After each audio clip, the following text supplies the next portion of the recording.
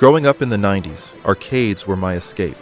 Stepping inside felt like entering another world. CRT screens glowing, joysticks clattering, and neon lights flashing. Then I found Virtua Fighter, my first 3D game. Those blocky polygons and smooth animations blew my mind. With the upcoming Virtua Fighter 6 on the horizon, I want to pay respects to the original by crafting a diorama with a working miniature arcade cabinet, brought to life with my Snapmaker U1. So join me on this nostalgic journey where past meets present. I'm starting with the arcade cabinet. Time constraints prevent modeling it from scratch, so I'm refining a 1:24 scale Virtua Fighter 2 cabinet I designed and printed last year for a shadow box project. The shadow box's shallow depth and small scale required proportion changes, and as well as ignoring smaller details. So, in this 1:8 scale version of the arcade cabinet, I'm enhancing what I can, adding extra details where possible, but many inaccuracies will persist. I'm also pushing myself to print the cabinet's artwork using only my Snapmaker U1, harnessing its 4-color printing to recreate the original artwork's vibrancy without inkjet decals. A challenge with just 4 colors, but I'm eager to see the results. In the future, I'll revisit this project with more time to craft a precise model, perhaps by 3D scanning an original cabinet for accuracy and using an inkjet printer to print the cabinet artwork. But I still think it turned out great. Next, I dove into assembling and testing its electronics. The mission was simple: get everything, wires, boards, and other components crammed inside, no matter how chaotic. This being a prototype, I didn't sweat the details of where each component would sit. With my trusty glue gun, I embraced the madness, securing parts in a glorious tangle that's anything but elegant. The resulting rat's nest of wires is hardly my finest hour, but it gets the job done. In a future revision, I'll be sure to plan better, but for now, seeing the arcade come to life is undeniably cool.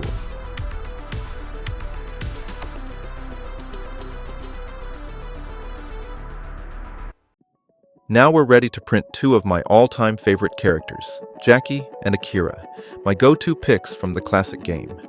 This is a good test for the U1. Their low polygon designs call for razor-sharp edges and smooth flat surfaces. The bodies print cleanly, no problem there. But to be true to their designs, each character needs 5 to 6 colors, which is beyond the U1's standard 4-color per print limit. While you can pause mid-print to swap filaments and expand the color range, Jackie's design complicates things, with some layers demanding 5 colors alone, making that workaround impractical. Also, the faces aren't quite right yet. The eye outlines come out rough at the 0.2mm layer height. To sharpen things up, I'll print the heads separately at 0.08mm layer height, and add an extra color to the bodies to skip painting entirely since the heads are now standalone prints. While I was at it, I decided to print them in their fighting stances. I'm particularly interested to see how well the U1 can print unsupported overhangs at extreme angles. Jackie's left hand will be a good test. Surprisingly, all of Jackie's fingers came out intact, and look better than I expected considering the tricky 20-degree angle relative to the print bed. They're definitely rough, but it's reassuring to know a print doesn't face automatic failure if you forget to add supports to your overhangs. Next time, though, I'd definitely add supports or print his hands and arms separately, like I'm planning for Akira.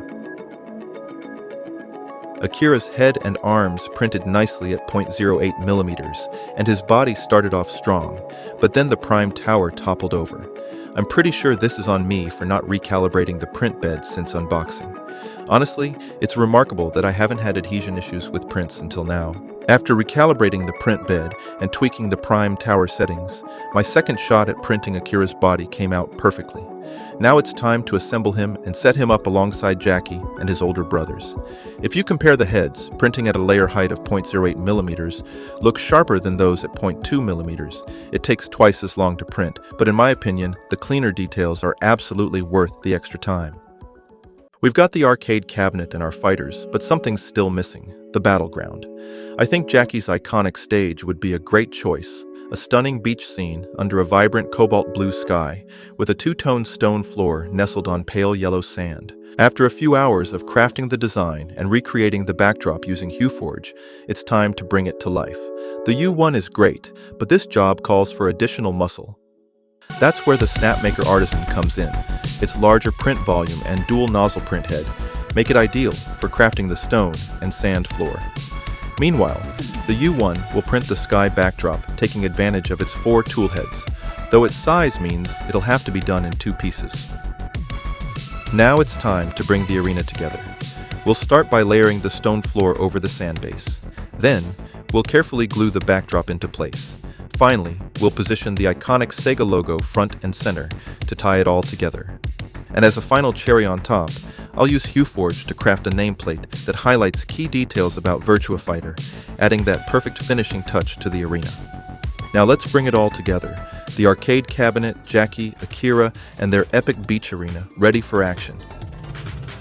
Working on this project was an exhilarating journey, brimming with challenges and triumphs that kept every step engaging. I'm excited to revisit it in the future to make the arcade cabinet even more authentic and accurate, and tweak a few other things. For now, I hope you loved watching. Please like and subscribe for more.